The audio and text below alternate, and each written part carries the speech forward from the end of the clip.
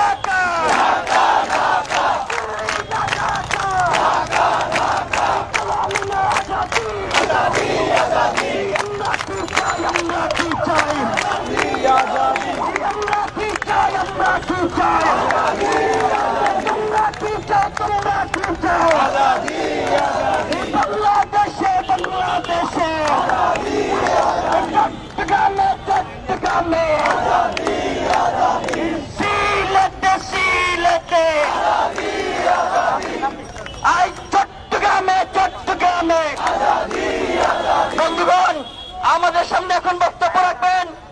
একটু সবাই ঠিক হয়ে যান, আমরা আবার প্রোগ্রাম শুরু করতে চাই। আগের মতো দিল্লি না ঢাকা, দিল্লি না ঢাকা, ঐক্যবদ্ধ জনতা।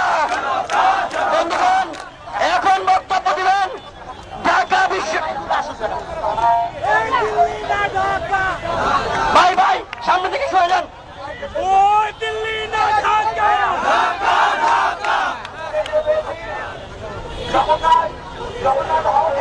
এই ভাই সামনে থেকে সরে যান। ভাই ভাই ওইটা না আসবে। আরিফ ভাই এখানে আসেন।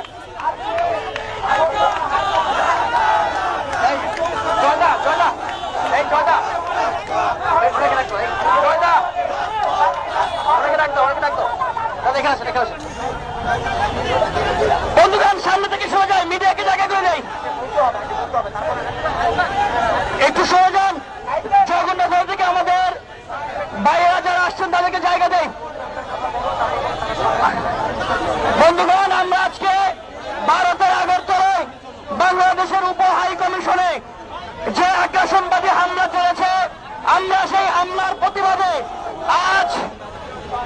আজ বাংলাদেশের ছাত্ররা এবং জনতারা, বাংলাদেশের সকল ধর্মগোষ্ঠীর সবাই, সকল মতের সবাই আজ মিলিত হয়ে, সকল মতের সকল ধর্মের সবাই মিলিত হয়ে আজকে ভারতের আগ্রাসন রুখে দিচ্ছি। মুসলমানরা এসেছি, হিন্দুরা এসেছে, অন্যান্য ধর্মাবলম্বীরা এসেছে, আমরা সবাই মিলে বাংলাদেশি। এখন বক্তব্য রাখবেন ঢাকা এবং আমাদের আজকের এই আধিপত্যবাদের বিরুদ্ধে যে জানিয়েছেন জগন্নাথ হলের সম্মানিত শিক্ষার্থী ভাই এবং বন্ধুরা। এখন বক্তব্য রাখবেন ঢাকা বিশ্ববিদ্যালয়ের মেধাবী শিক্ষার্থী জয়পাল। বক্তব্য রাখছেন জয়পাল। আমরা সবাই বাংলাদেশি,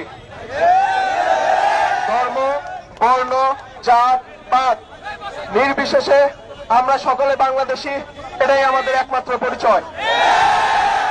আমরা দেখেছি বিভিন্ন সময়ে বাংলাদেশে সনাতনীদের উপর বিভিন্ন ধরনের ষড়যন্ত্র করা হচ্ছে। শুধু সনাতনীরা, সকল বাংলাদেশের উপর বিভিন্ন ধরনের ষড়যন্ত্র করা হচ্ছে।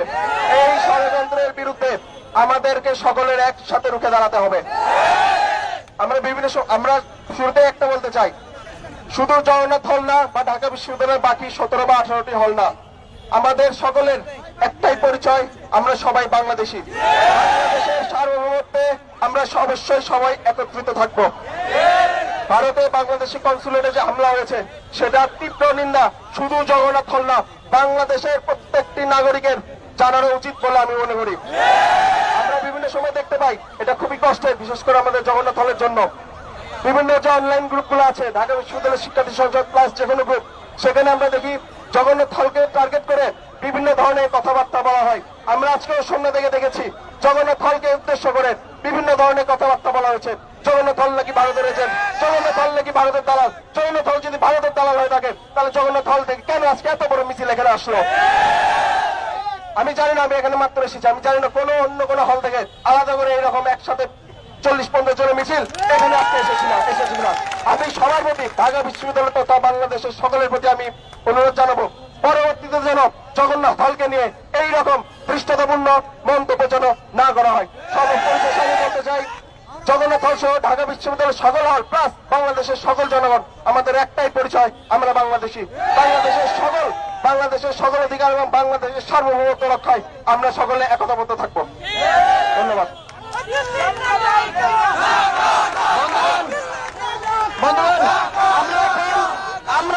আমরা সমাপনী বক্তব্যে ছিলাম, সমাপনী বক্তব্যে ফিরে যাব। এখন সংক্ষিপ্ত বক্তব্যের মাধ্যমে প্রোগ্রামের সমাপ্তি ঘোষণা করবেন আরিফ সোহেল। সংগ্রামী ভাই ও বোনেরা,